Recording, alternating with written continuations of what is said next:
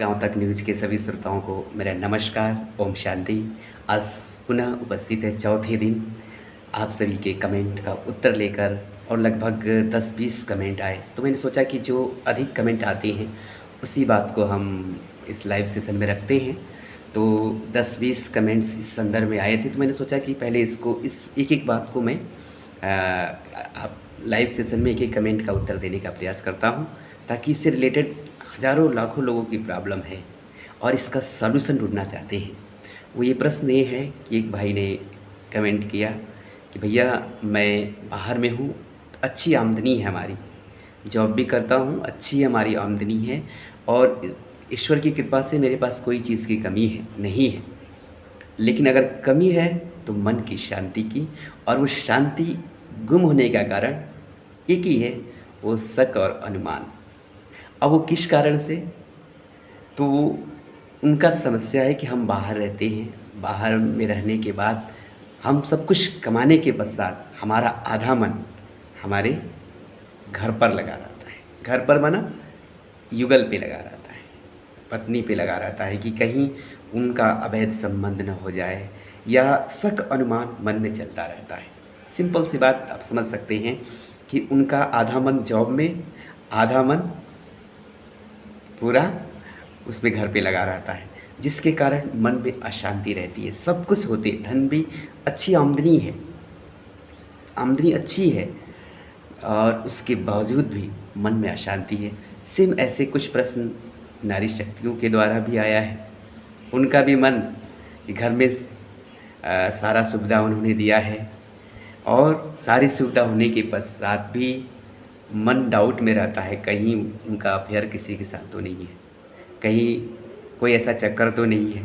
तो अब सोचिए, घर में रहने वाली नारी बाहर के पुरुष पे शक कर रही है कि कहीं उनका संबंध किसी के साथ तो नहीं है ना, और बाहर जो पुरुष कमा रहा है उसका मन घर में, घर की स्त्री में लगा रहता है, कहीं इसका मन तो कहीं किसी के साथ नहीं है। ये अजीब विडंबना है और होना स्वाभाविक भी है। अब इस समस्या का, ये विकराल समस्या बन चुकी है, ये घर घर की समस्या है। अब कोई कहता है, कोई नहीं कहता है, लेकिन ये समस्या बहुत डेंजर, ये कह लीजिए कोरोना वायरस से भी खतरनाक है। अब इसका सलूशन क्या है आध्यात्मिकता में, ये जानने का प्रयास किए। तो इस छोटे से सेशन में आप सभी को मैं उत्तर देने का प्रयास करता हूँ। उम्मीद करता हूँ कि आप सभी को अच्छा लगेगा। मैं आपका अनुज राजयोगी ब्रह्मा कुमार सूरज, राजयोग मेडिटेशन सेंटर, फाजिल नगर, जिला कुशीनगर से। तो जो ये समस्या है, इस समस्या का कारण मोह ही है। किसी के प्रति too much love, too much प्यार हो जाना, यही शक और अनुमान का कारण होता है। तो अब आप कहेंगे इसका निवारण क्या है? इसका निवारण है, ये शक अनुमान क्यों आता है। मैंने बताया कि आज का जो टॉपिक भी है कि शक अनुमान का कारण और उसका निवारण, उससे होने वाली हानियाँ। तो कारण बता रहे हैं। इसका कारण है मोह, किसी से टू मच लव, प्यार हो जाना। और प्यार हो तो अच्छी बात है, लेकिन मोह हो जाता है, प्यार मोह में बदल जाता है, जिसके कारण ये शक अनुमान का रूप लेता है, जो मन की शांति को नष्ट कर देता है। प्यार विश्वास का नाम है, प्यार त्याग का नाम है, प्यार समर्पण का नाम है, प्यार अपनत्व का नाम है, प्यार एक दूसरे के समर्पण का नाम है। प्यार चिंता नहीं करता, शक अनुमान नहीं करता, विश्वास करता है। और ये मोह चिंतित रहेगा, परेशान रहेगा, डिप्रेशन में रहेगा, दूसरे उसका मन वो खुल के अपने जीवन को जी नहीं पाएगा।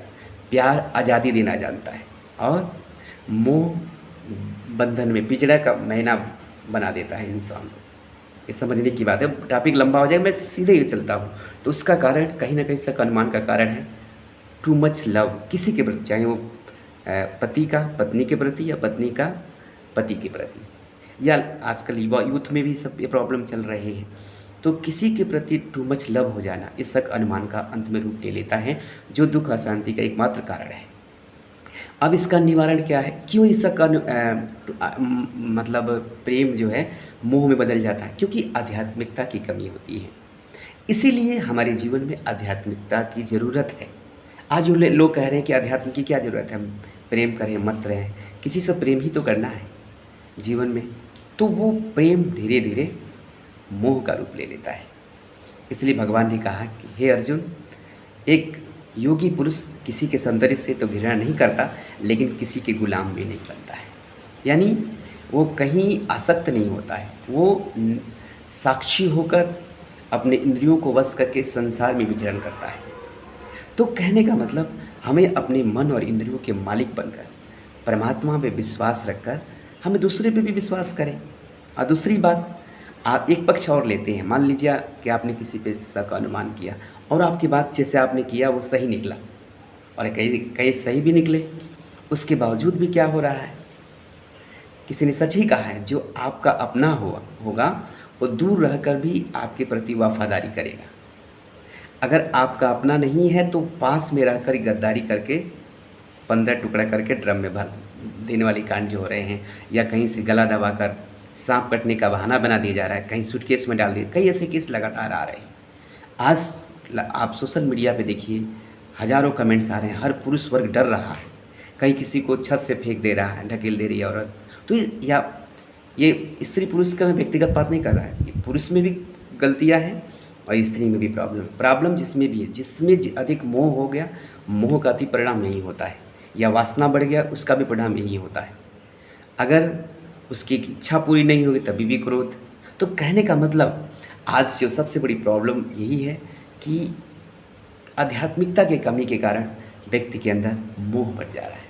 तो आज ज़रूरत है, अगर शक अनुमान को ख़त्म करना है तो अपने जीवन में आध्यात्मिकता लाना होगा। और आध्यात्मिकता के लिए सबसे बड़ी ज़रूरत है, बात नहीं कर रहा है, कि पुरुष में भी गलतियाँ हैं और स्त्री में भी प्रॉब्लम जिसमें भी है, जिसमें अधिक मोह हो गया, मोह का अति परिणाम यही होता है, या वासना बढ़ गया उसका भी परिणाम यही होता है। अगर उसकी इच्छा पूरी नहीं होगी तभी भी क्रोध।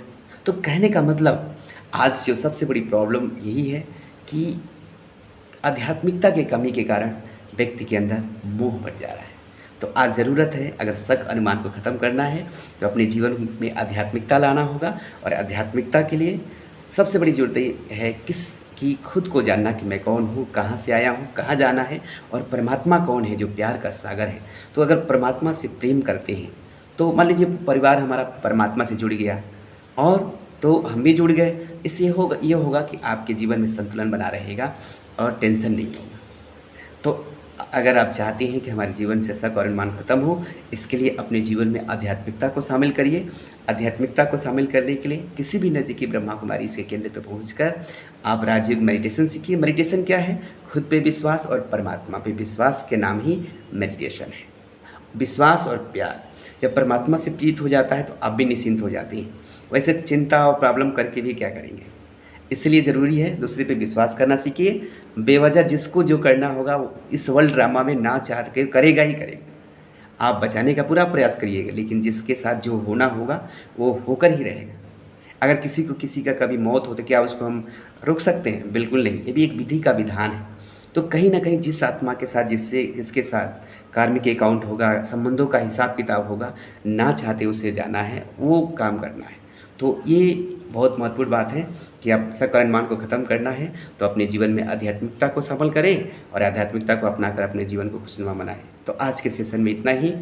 आप सभी अपने अपने कमेंट्स ज़रूर करें, कैसा लगा आपको। फिर मिलते हैं नेक्स्ट टॉपिक में, तब तक के लिए ओम शांति, नमस्कार।